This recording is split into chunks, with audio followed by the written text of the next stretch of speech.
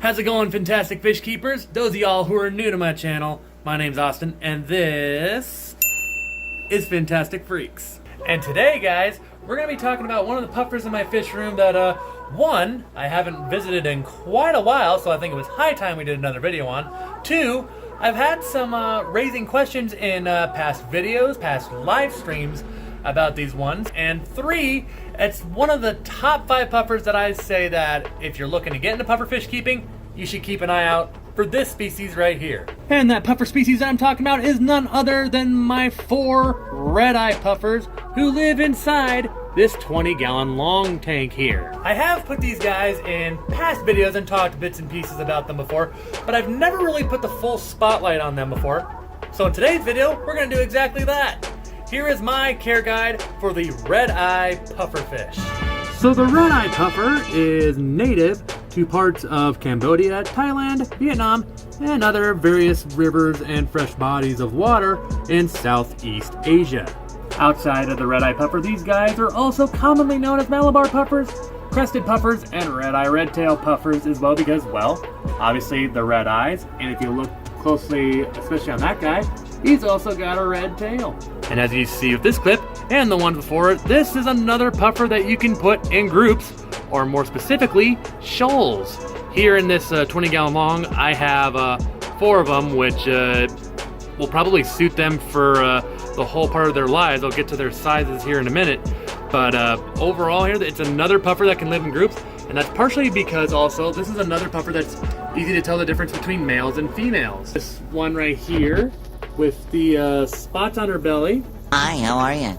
And the more patterns on her, yep, that right there, swimming along, is a female. Well, that guy out there in the background over there, hello, with the red eye and red tail and the mostly clear, white, creamy belly, is a male. Being able to distinguish a male and a female from each other is helpful because it can also make it a little easier in trying to keep that aggression amongst the puffers down. Most people will recommend that you should have about 2 females for every 1 male. However, inside my tank, I have 2 males with 2 females, and it's gotten along pretty well.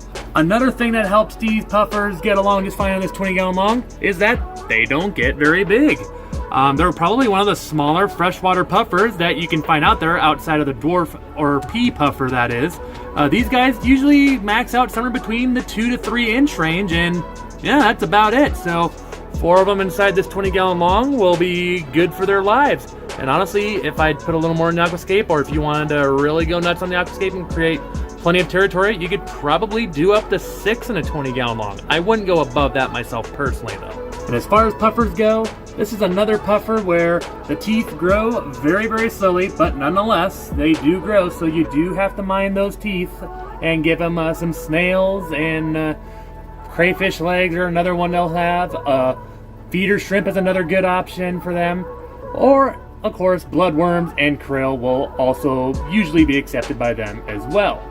But either way, you want to make sure you get them a decent dose of crunchy foods to still keep their teeth in check. To those of you that don't know what I mean by keeping the teeth in check, pufferfish have continuously growing teeth that, if not given hard, crunchy foods such as like snails or crustaceans of sorts to grind down their teeth, eventually their teeth will grow to a certain point where it'll create difficulty for them eating and potentially lead to starvation or other health complications. In terms of water parameters for these puffers, in terms of hardness, they're not super fussy, but if you can, they prefer a little bit more on the softer side here. But again, it's not really a make or break thing. They also would prefer water that's a little more acidic, especially if you're thinking about trying to breed them. But again, not a really huge make or break point, but if you can accommodate it to them, they will definitely appreciate it. In terms of water temperature, the tropical water temperatures are what these guys need, so anything between 74 to 82 degrees Fahrenheit would be an acceptable range for these guys. I keep mine at about the 77 to 76 degree range. And something else that your red-eye puffers will appreciate is a aquascape with decent plant cover and rocks or wood. As you can see, I have a little rock fixture here, creating some tunnels for them. They love to swim through those and sometimes just chill out in those. They'll also sometimes like to weave through the plants and all that, like they sometimes do in the wild waters of Southeast Asia, as I mentioned earlier. Overall, guys, with the red-eye puffer, I think it's an awesome little puffer, and while I like all sorts of puffers, say perhaps you kept pea puffers for a while and you're looking for that puffer that can take you to the next level, you know, but still don't want anything that gets overly huge, like maybe you don't want to move on to the Amazons or mess with the brackish water puffers such as figure eight and green spotted, but still want to do something that helps you go up to that next level. The next puffer I would immediately recommend after pea puffers would be these guys, the red-eye puffers. Again, 4 of them can easily fit inside a 20-gallon long, and while their teeth, I mean, you don't have to worry about them as much as you do some other ones, but nonetheless they still grow, so it starts to introduce that aspect as well here. And overall, it's just another puffer that you can keep in groups here too, which I think is just another added bonus. And that, fish fam, is the red-eye pufferfish. To anyone out there that is considering getting some of these, or maybe you just got some and are looking how to take care of these guys, hopefully this helps you out, maybe relieves any stress that you might have in terms of how to take care of these guys.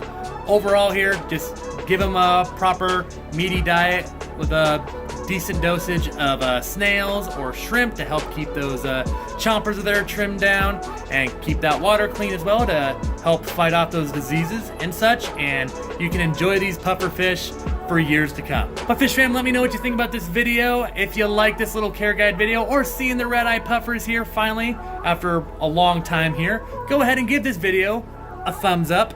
And if you have maybe some advice that I didn't bring up here earlier, go ahead and feel free to drop it in the comments below here. We're all in this together here, helping each other get the most out of our fish here. And if you're new and have not done so already here, consider clicking the subscribe button to stay in the loop with everything on my channel, care guides such as this, tank showings such as this throughout all my fish room. I have 25 plus tanks down here in the fish room.